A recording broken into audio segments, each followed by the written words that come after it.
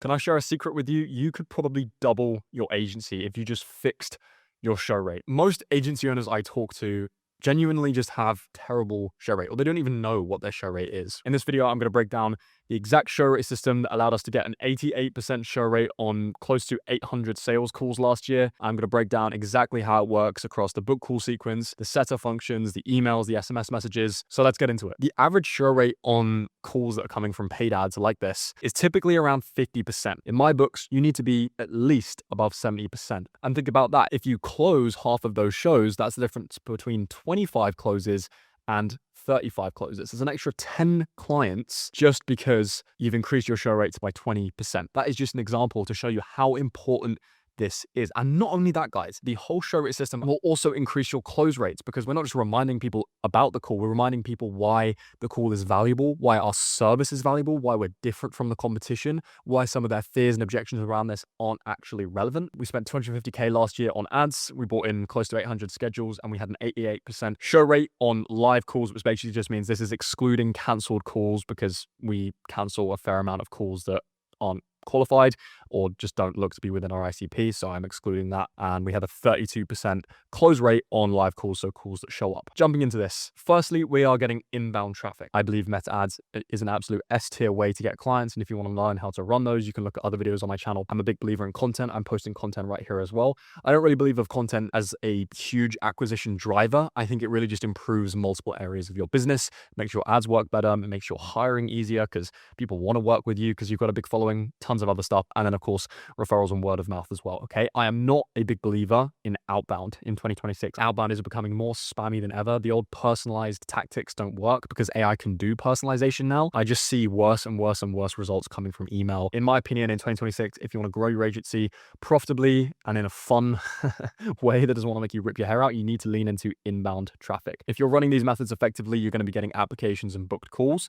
And here is what we want to do when we get these applications and booked calls to improve our show rate. If you want to learn how to book calls, this is not the video for you. Go check out some other stuff on my channel. But if you want to learn how to get these calls to show up, number one, and show up ready to close, number two, let's dive into it. So the first thing and the very simplest thing that you may have seen from me before is our automated email sequence. When someone books, we genuinely send them 9 emails. I know that sounds insane, but it works. I'm not telling you have to send 9 emails, you can send less, but really the philosophy you want to take with this isn't how many emails should we send, it's how many emails can we send without getting serious negative feedback on the sales calls and without open rates dropping. And so for us, our open rates stay at around 50 to 60% across all of these 9 emails. Okay, and the first one is also typically much higher at like 70 to 80% on the first email, which is good because the first email is the most important. If you start to see open rates seriously dropping and you start to get a lot of negative feedback on the sales calls, then you want to pull the amount of emails that you're sending back. But generally speaking, the more emails that you can send that get consumption, the better. These aren't just spammy, hey, show up to my sales call emails. These are really well written, well thought out emails that do the following things. And the first one that you want to send is obviously a booking confirmation email, but it goes a little bit deeper than that. It's kind of like a broad overview of everything in that first email, because you're going to get the highest open rates on this email. So you want to make sure it covers everything. And what I mean by everything is, what is your offer? What are you going to be talking about on the sales call? What is the purpose of the sales call? What are some of your top case studies and results and your credibility to be speaking from a place of authority on the sales call? And then finally, what should they do next? Check out some of your YouTube videos, check out some of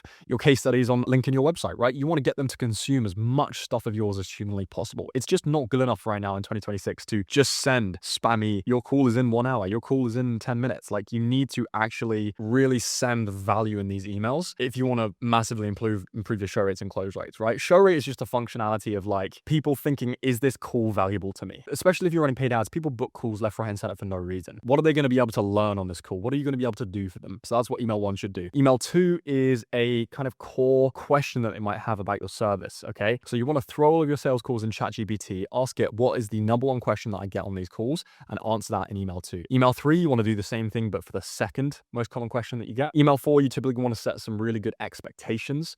So a lot of calls can go sideways because prospects arrive on the calls with unrealistic expectations. And even if they close, your LTV is going to suffer. So this is why I typically recommend agency owners sell 3-month offers. You're probably selling a month-to-month offer right now. You're charging $500 a month, $1,000 a month, $3,000 a month, $5,000 a month, whatever it is, you can actually probably have a higher close rate, quite frankly, on selling a 3-month offer, because month to month, it just sounds almost too good to be true. Number one, they can leave whenever they want. And obviously it's kind of hard to get results no matter what service you offer, whether it's ads, SEO, Amazon. For most services, only possible to get results within 3 months anyway. So your LTV is going to be way better. And just the expectations of the client are going to be way better as well. It almost sounds too good to be true. Like, oh, we're going to get you results in 14 days. It's like, no. We're going to get you results in 3 months. This is a 3-month thing. Anyone telling you otherwise is lying to your face. Like, that's the pitch that I use in both of my businesses, and it works really well. Email 5 is also, again, handling more of a specific objection. So this is not a question, but it's an objection. So again, ask ChatGPT, why are people objecting to buying my thing? That is what you want to tackle here. So again, that they come to the call as sold as possible. Email 6 is one of my favorites. It's a worst case scenario email. I actually get a ton of replies to this email of people just saying like, yeah, I'm in, like, let's do it. Because what you do in email 6 is like, you literally lay out what is the worst case scenario of working with us. And of course here, if you have risk reversal, you want to tie that in. If you have just an offer where you're going to really build out a lot of systems for them, you can say, well, look, even if you don't get the desired results, you're still going to have these systems which you'll be able to use in-house. Email 7 is a roadmap and a mechanism. So what are the next steps?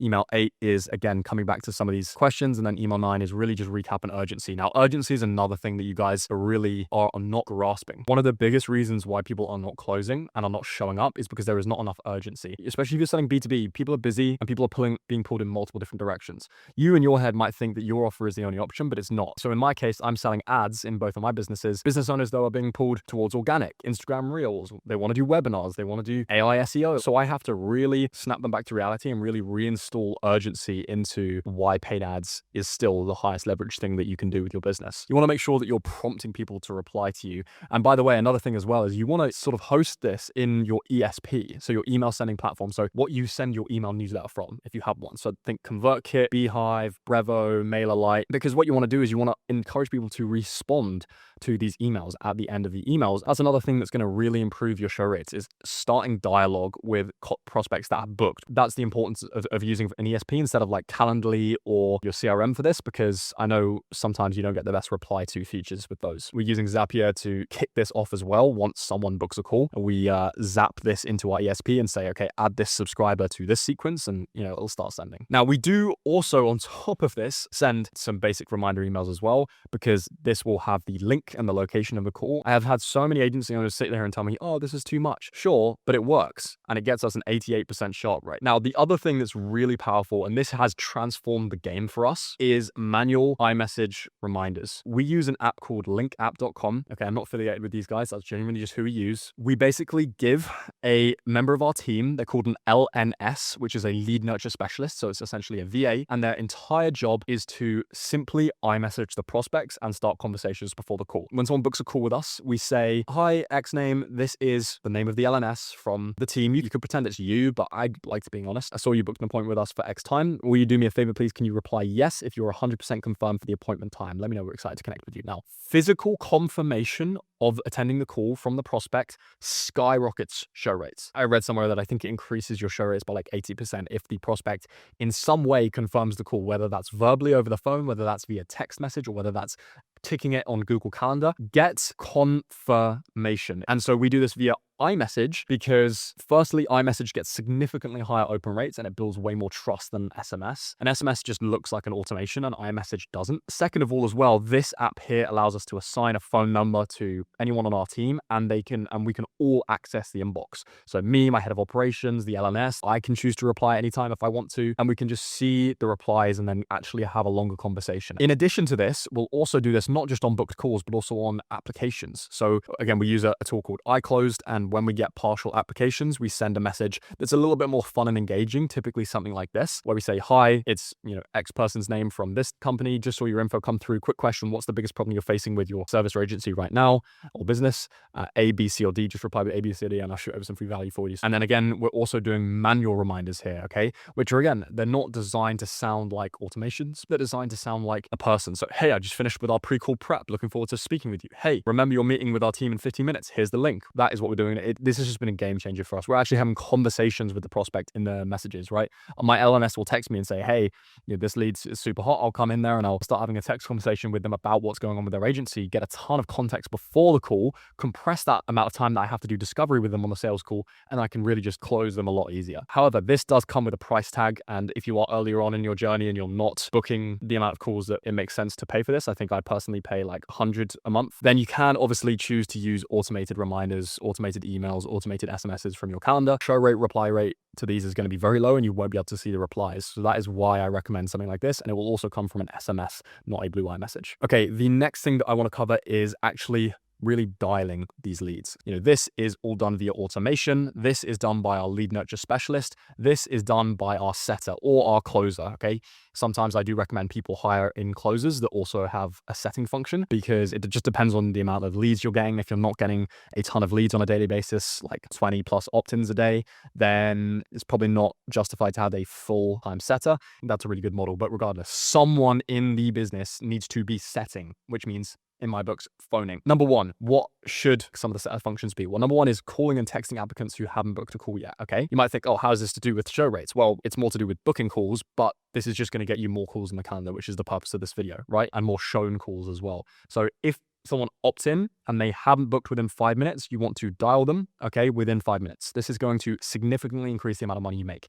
And then if they don't answer, dial again the same day. And if they don't answer, try 24 hours, okay? And if you do not get answers, then add them into a daily newsletter, okay, where you're going to sort of a long-term nurture play. By the way, the calls that you do book through this are almost 100% going to show up as well. So that's why I include that in here. Next, following up with cancels and no-shows, okay? So again, if you do get no-shows, which you still will get no-shows if you're doing all of this stuff, guess what? You can reverse that no-show by dialing them and actually setting them in for a time that works for them.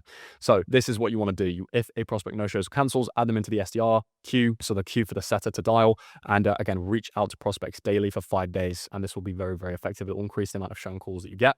And then finally, and most importantly, confirm the calls via phone. So if you're not getting any results by texting them, phone them, okay? The whole goal is to get, as I said, that confirmation. So if they're not replying via text them and say, hey, I'm going to give you a call right now. Call them, double dial them. If they confirm and they say, yeah, I'm going to be there, don't just be like, okay, bye, because that's a waste of their time. That's going to piss them off. Actually frame that phone call as an opportunity for you to get a little bit more information about that business. So this is where you can start asking some discovery questions like, are you running ads right now? Or are you doing SEO right now? Or are you doing email marketing right now? Whatever your service is.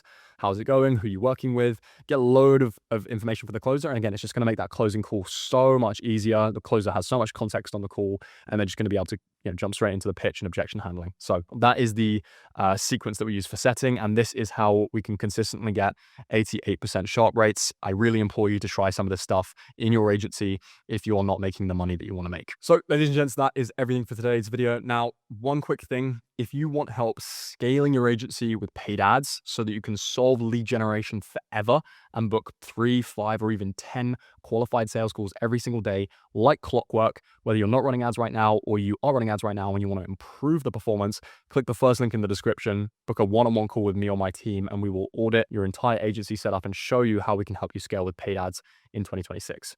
If not, no worries at all. It's truly up to you. You can keep watching the videos on this channel and getting all the value for free. Thank you for watching. Speak soon.